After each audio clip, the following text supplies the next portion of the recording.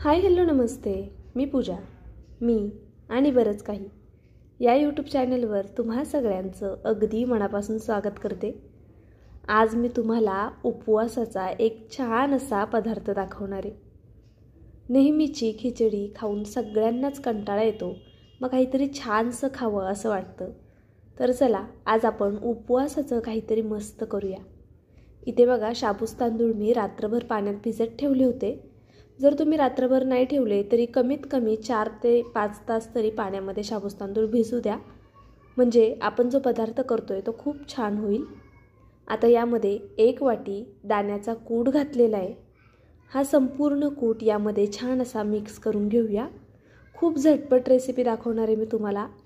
त्यासाठी तुम्ही आधी माझ्या चॅनलला लाईक करून घ्या आणि जर नवीन असाल तर सबस्क्राईबसुद्धा करून घ्या, कारण तुमचे एक लाईक एक सबस्क्राईब हे नवीन यूट्यूबरसाठी खूप जास्त मोलाचे. त्याचबरोबर तुम्ही माझा हा व्हिडिओ कुठून पाहताय ते सुद्धा नक्कीच मला कमेंट करून कळवा. इथे पाहू शकता तुम्ही, दाण्याचा कूट मिक्स करून झाल्यानंतरनं मी किसलेला बटाटा यामध्ये ॲड केलेला आहे. हे 3 मीडियम साईजचे बटाटे होते, ते मी आधीच किसून घेतलेले, कारण की म्हटलं आपला व्हिडिओ खूप मोठा व्हायला नको त्यासाठी.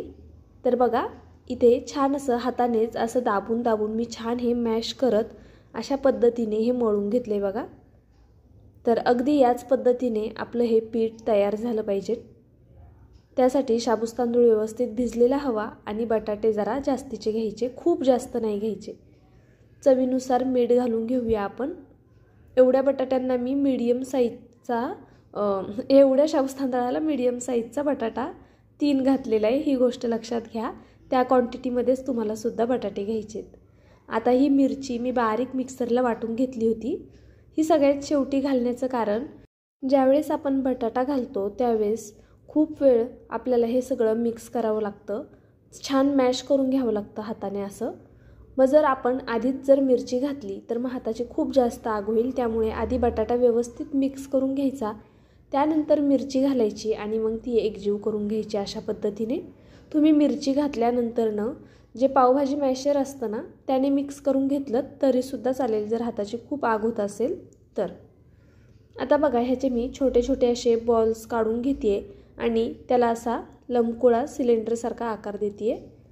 तर बघा, अगदी अशा पद्धतीने आपल्याला लांब लांब असे हे सगळे कटलेट तयार करून घ्यायचे. ते तुम्ही कटलेट म्हणा किंवा वडे म्हणा, हे आपण नेहमी जे वडे करतो ना त्यापेक्षा हे खायला जास्त छान लागतात, कारण की आतमधून अगदी पोकळ होतात जेव्हा आपण हे तळतो तेव्हा. तर चला मी पटकन तुम्हाला आता तळूनसुद्धा दाखवते. तळून झाल्यानंतर बघा किती छान होतात. अगदी झटपट रेसिपी दाखवली आहे, त्यामुळे व्हिडिओ थोडा जरी आवडला असेल, माझी रेसिपी थोडी जरी आवडली असेल तर एक लाईक नक्कीच करा. अजूनही सबस्क्राईब केलं नसेल तर प्लीज एक सबस्क्राईबसुद्धा करा.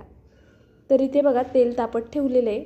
तेल छान गरम झाले. यामध्ये आता एक करून अशा पद्धतीने हे कटलेट सोडून घेऊया किंवा आपल्या शाबूस तांदळाचे वडे सोडून घेऊया. तुम्ही हवं असल्यास बॉलसारखा सुद्धा ह्याला आकार देऊ शकता किंवा आपण नेहमी जसे गोल करतो शाबूस तांदळाचे वडे अगदी त्या पद्धतीने सुद्धा करू शकता. झटपट होणारी रेसिपी आहे आणि करायला खूप सोपी आहे. ज्यावेळेस आपण हे सगळं मिश्रण मिक्स करत होतो त्यावेळेस तुम्हाला आवडत असेल तर तुम्ही नक्कीच लिंबूसुद्धा यामध्ये पिळू शकता, त्यामुळे खूप चटपटीत अशी टेस्ट येते. आता बघा, गॅसची फ्लेम थोडीशी हाय ठेवायची आपल्याला, खूप फास्ट गॅसवरती नाही, मीडियम टू हाय फ्लेमवरच आपल्याला हे वडे तळून घ्यायचेत. जर तुम्ही गॅस बारीक ठेवला तर वडे तेल खूप जास्त पितील आणि गॅस मीडियम थोडा हाय ठेवला तर वडे तेल पिणार नाही आणि वरतून छान कुरकुरीत होतील. जर गॅस बारीक असेल तर वरतून वडे कुरकुरीतसुद्धा होणार नाही, असे मऊ राहतील. त्यामुळे गॅस शक्यतो थोडा मोठाच ठेवायचा.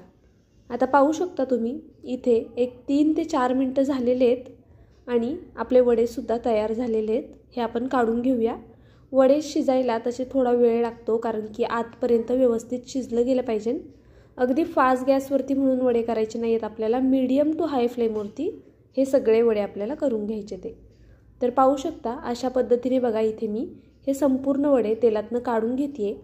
आणि काढून घेताना पण बघा, तुम्ही एक गोष्ट नोटीस केली असेल तर अजिबात वडे तेलकट दिसत नाही आहेत. अजिबात तेल पिणार नाही वडे आणि सोडा वगैरे अजिबात घालायचा नाही या वड्यांना कधीच. बघा किती ड्राय आहेत वरतून, अजिबातच तेलकट होणार नाहीत. तर चला आता मी हे दुसऱ्या प्रकारे वडे केलेले आहेत ते सुद्धा मी तेलामध्ये सोडून घेते। जसे आपण नेहमी करतो ना अगदी त्या पद्धतीने थोडी लहान साईज केली आहे। तर बघा अशा पद्धतीने मी ही संपूर्ण वडे तेलामध्ये सोडून घेते। आपण जे आधीचे वडे केले होते ते सुद्धा बघा तेलात अजिबात फुटलेले नाहीयेत आणि हे सुद्धा वडे तेलात अजिबात फुटणार नाही। बऱ्याचदा शाबूत तांदळाचे वडे करताना वडे तेलामध्ये फुटतात, कारण जर आपण बटाटा खूप कमी घातला ना तर वडे फुटू शकतात, किंवा ज्यावेळेस आपण वडा बांधतोय त्यावेळेस तो व्यवस्थित घट्ट बांधला नाही गेला ना तरी सुद्धा वडे फुटू शकतात। तर ती काळजी घ्यायची। बटाटा थोडा जास्त घालायचा, खूप जास्त नाही घालायचा, नाहीतर मग वडे कुरकुरीत होणार नाहीत। ज्याप्रमाणे सांगितलंय ना मी अगदी त्याप्रमाणे बटाटा घालून घ्यायचा आणि मीडियम गॅसवरच आपल्याला हे तळून घ्यायचं, म्हणजे कुरकुरीत सुद्धा होतील आणि वडे फुटणार सुद्धा नाहीत। बघू शकता तुम्ही इथे एकही वडा आपला फुटलेला नाहीये। अगदी व्यवस्थित सगळे वडे तयार झालेले आहेत। छान असे गोल्डन होईपर्यंत ह्याला असेच तळून घ्यायचे। आता आपण हे काढून घेऊया। मस्त झालेले आहेत बघा वडे। हे वडे तुम्ही दह्यासोबत किंवा चटणीसोबत किंवा बेसन जे करतो आपण शेंगदाण्याचं त्याच्यासोबत सुद्धा खाऊ शकता। चहासोबत सुद्धा खूप छान लागतात। हल्ली बऱ्याचदा बहुतेक जणांना भरपूर उपवास असतात, किंवा उपवास नसेल तरी नाश्त्याला नेहमीचे पोहे उपमा खाऊन कंटाळा येतो, तर नक्कीच कधीतरी शाबूत तांदळाचे वडे सुद्धा खावेसे वाटतात। त्यावेळी अशा पद्धतीने करून पहा, तुम्हाला सगळ्यांनाच खूप जास्त आवडेल याची मला गॅरंटी आहे। आता बाकीचे वडे तळतात आहे तोपर्यंत तुम्हाला दाखवते इथे मी आतमधून बघा कसे झालेत। ह्याचा आवाज दाखवत होते मी, पण शेजारी काम चालू असल्यामुळे त्याचा सुद्धा जास्त आवाज येत होता म्हणून मी इथे म्यूट केले। पण खूप कुरकुरीत आणि मस्त होतात वरतून आणि आतमधून बघा एकदम पोकळ असे हे वडे झालेले आहेत। खूप जास्त छान लागतात। एकदा तरी नक्कीच ट्राय करा आणि केल्यानंतरनं मला नक्कीच कमेंट करून कळवा तुम्हाला माझी ही रेसिपी आवडली की नाही, कशी वाटली ते कळवायला विसरू नका। तर पहा एकदम गरम गरम आहे हा वडा आणि बघा किती छान झालाय। आतमधून असं चिकट चिवट होत नाही अजिबातच, खूप मस्त होतात। नक्कीच ट्राय करा। उद्या भेटूया एका छानशा रेसिपी सोबत। बाय।